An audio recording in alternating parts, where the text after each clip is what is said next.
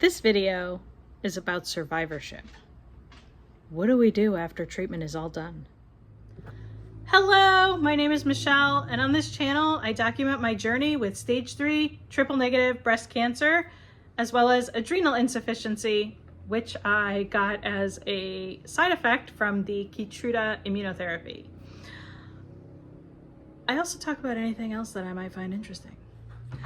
And then the next thing I want to talk about is survivorship. And so when you're going through cancer treatment, there is always the next appointment that you're looking to. And so, I had diagnosis on July 18th, and then July 19th, I met with the surgical oncologist. And July 20th, I met with the medical oncologist. And then the following week, I had like a PET scan and a breast MRI. And then August 15th, I started chemo, and I had chemo once a week for 12 weeks. And then I had 2 weeks off, and then I had chemo every other week for the next 8 weeks. And then I had an appointment at the 2-week mark. I had another breast MRI before surgery. Then I had surgery, and then I had the follow-up appointment. And then we started radiation, and I went every day for 6 weeks.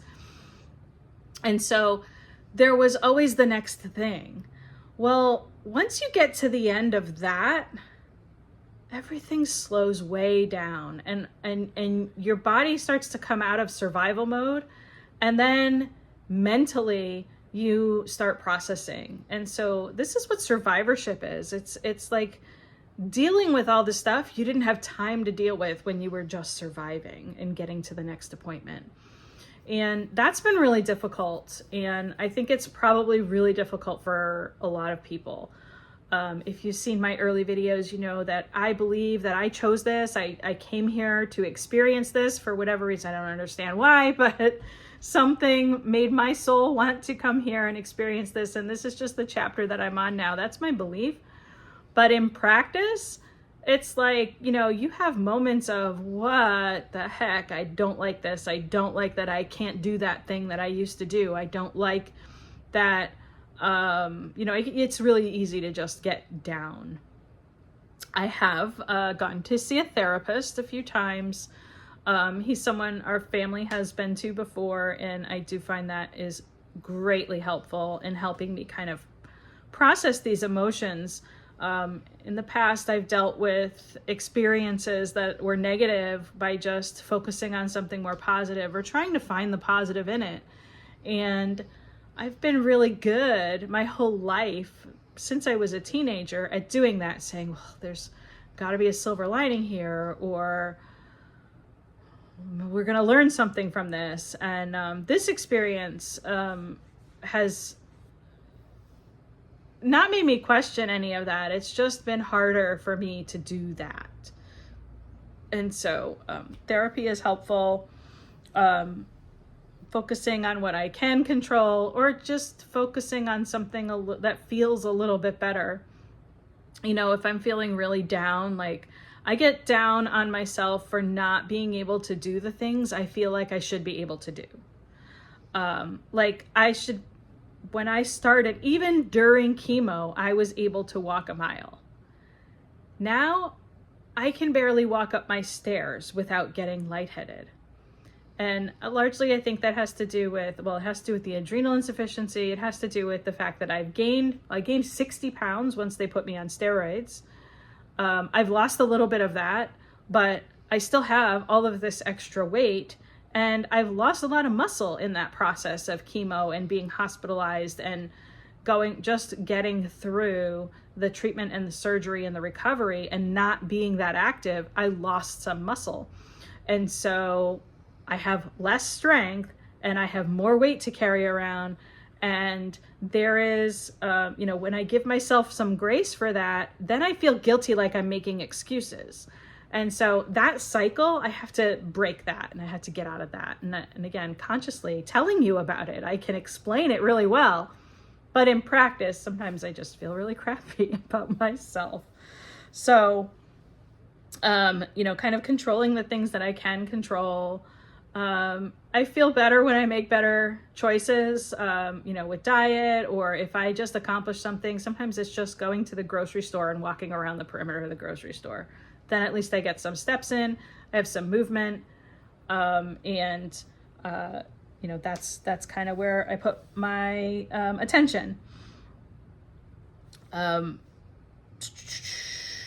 Oh, and the other part of survivorship is worrying about recurrence. And so I want to also, you know, I don't want to live in that world where everything, every little ache and pain, every little lump or bump, that might be cancer.